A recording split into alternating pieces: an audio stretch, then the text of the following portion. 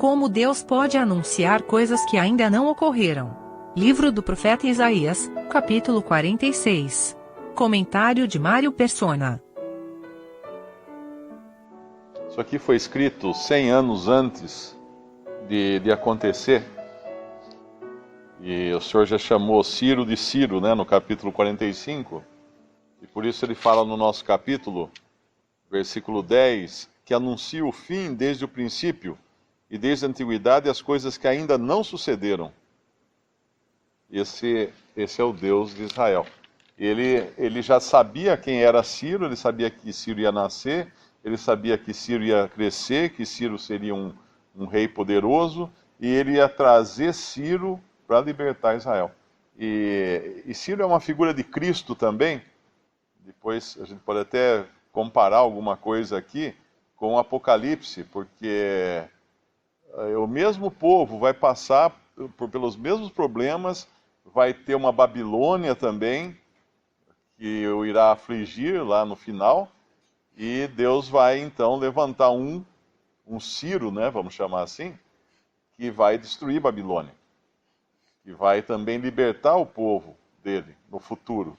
Mas aqui ele faz É interessante como o Senhor tem uma certa ironia na sua palavra, porque ele faz uma comparação entre os ídolos e ele. Então, eu até anotei uma frase que Darby escreveu, ele disse que o Deus deste mundo governa por meio de ídolos, mas Jeová governa pelo seu próprio nome, ou pelo seu próprio conselho. O mundo é governado por ídolos, sejam eles ídolos de pau e barro e pedra, ou gesso, ou qualquer coisa, sejam eles ídolos da nossa própria vontade, as coisas que nos atraem, as coisas que nós vivemos para elas, nós achamos que não seremos felizes sem elas, são ídolos também. E Satanás procura prender os homens pelos ídolos. Só que a ironia aqui é que Deus compara mostrando que os ídolos são carregados. No versículo 1, Jabel abatido está, já Nebo se encurvou, são dois ídolos de Babilônia. Os seus ídolos são postos sobre os animais, sobre as bestas. As cargas dos vossos fardos são canseira para as bestas já cansadas. Juntamente encurvaram e se abateram, não puderam livrar-se da carga, mas a sua alma entrou em cativeiro. Aí ele fala, ouvi-me, ó casa de Jacó, e todo o resíduo da casa de Israel. Então aqui os ídolos de Babilônia, que atraíam também o povo de Israel, tinham que ser carregados por animais. Eles não eram capazes de andar. A gente vê uma procissão, às vezes, fica impressionado, né, com 4 ou mais homens carregando um andor e uma imagem em cima daquilo, e as pessoas pedindo alguma coisa para aquela imagem, mas elas não conseguem nem andar, muito menos fazer alguma coisa pelas pessoas. E, no entanto, aqui ele compara, então, depois de falar dos ídolos, aí no versículo 3 ele entra, ouvi-me, ó casa de Jacó, e todo o resíduo da casa de Israel, vós, a quem eu trouxe nos braços desde o ventre, e eu levei desde a madre, e até a velhice eu serei o mesmo, e ainda até as cãs, eu vos trarei. Eu o fiz, eu vos levarei, eu vos trarei e vos guardarei. Ou seja, que comparação terrível essa que ele coloca com os ídolos. Esse mesmo que trouxe Ciro do Oriente, capítulo 45, ele fala de Ciro, o Senhor, o seu ungido, a Ciro, a quem tomo pela sua mão direita para bater as nações diante da sua face.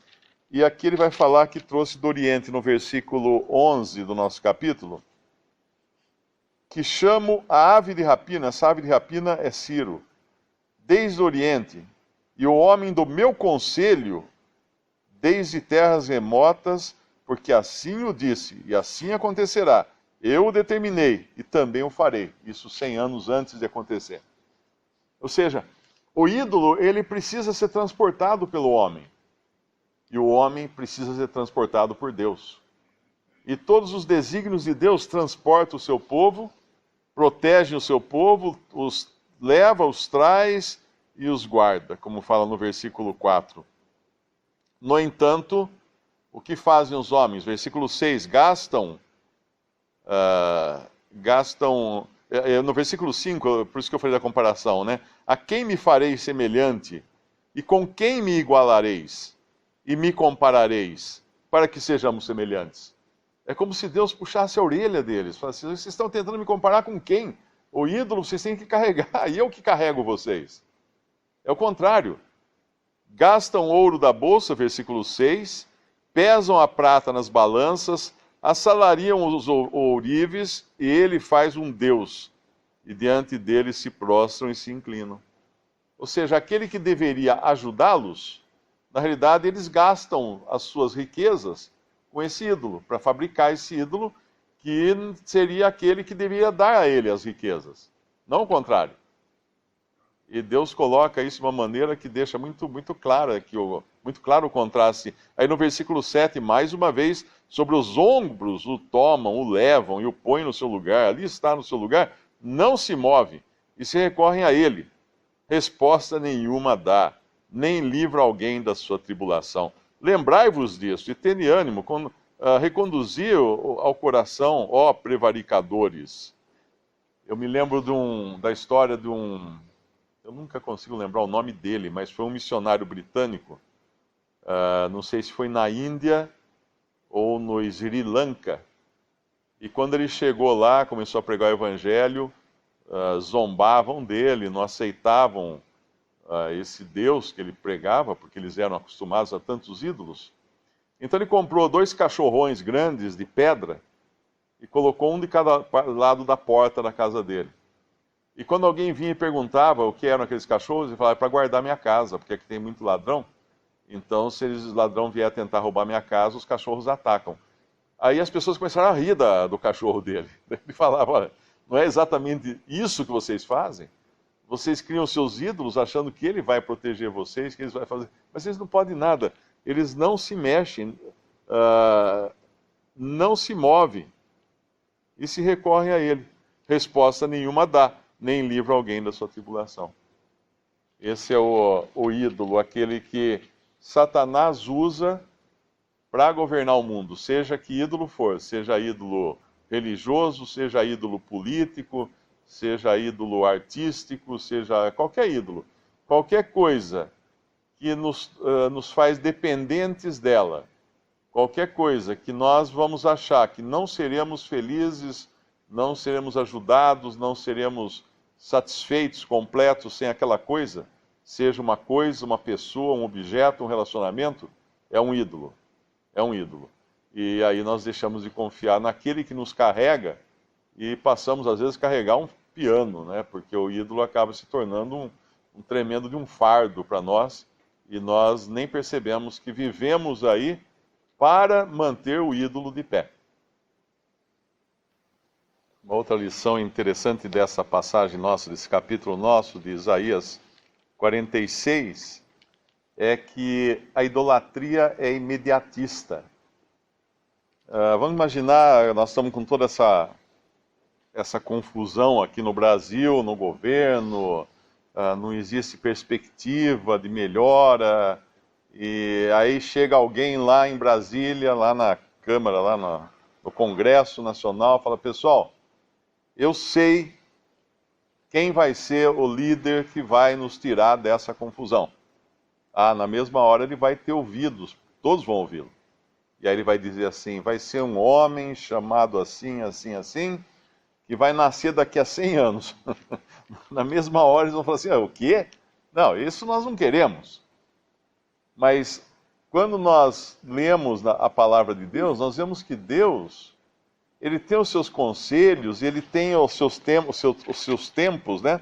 No versículo 10, que anuncia o fim desde o princípio, desde a antiguidade, as coisas que ainda não sucederam, que digo, o meu conselho será firme e farei toda a minha vontade. Então aquele que confia realmente em Deus, ele não está muito preocupado com o tempo. Porque Deus vai sim cumprir a sua vontade. Hoje, amanhã, depois da manhã. Então a postura de um que realmente confia é aquela do profeta, esqueci o nome dele agora, que ele fala ainda que a figueira não floresça. É Abacuque, né? Podemos até ler lá, Abacuque capítulo 3, versículo no final, 17. Porquanto, ainda que a figueira não floresça, nem haja fruto na vide, o produto da oliveira minta, e os campos não produzam mantimento, as ovelhas da malhada sejam arrebatadas, e nos currais não haja vacas, todavia eu me alegrarei no Senhor, exultarei no Deus da minha salvação. Jeová, o Senhor, é minha força, e fará os meus pés como das servas, e me fará andar sobre as minhas alturas. Então, ainda que esteja tudo ruim, ele ainda vai se alegrar no Senhor. Por quê? Ele vai buscar uma alternativa? Não, porque a alternativa seria um ídolo. Ele vai permanecer firme, confiando no Senhor. Todas as vezes que nós encontramos o povo de Israel na antiguidade, perdendo a paciência e não querendo esperar a solução que vinha de Deus, eles correram para os ídolos, ou eles correram fazer aliança com algum rei, eles correram para alguma alternativa. E todas as vezes que nós não temos paciência de aguardar a vontade de Deus para a nossa vida, nós vamos correr para uma alternativa. E é o que faz a religião hoje. Quando você sai por aí, existem templos cheios de pessoas fazendo o quê? Idolatria. Idolatria. Ah, eu quero prosperidade, eu quero sorte no amor, eu quero curar uma doença, eu quero isso, quero aquilo, mas já, tem que ser agora, não posso esperar em Deus.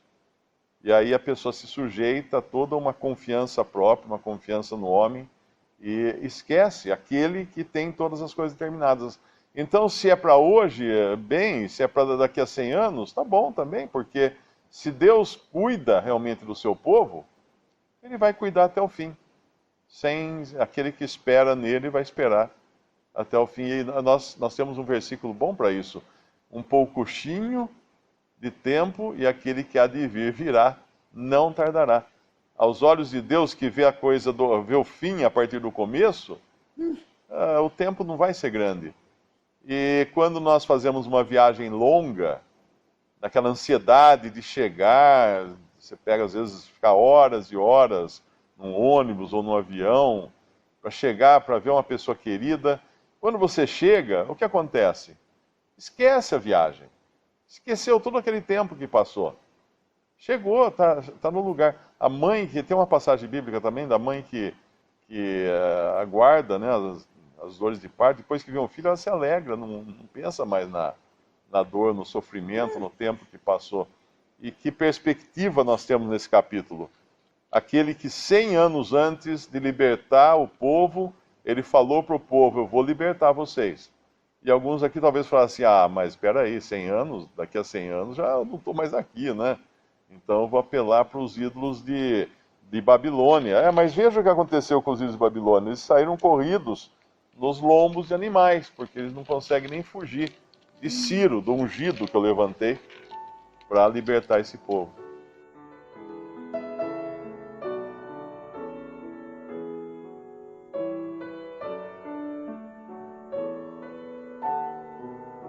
Visite Respondi.com.br. Visite também 3minutos.net.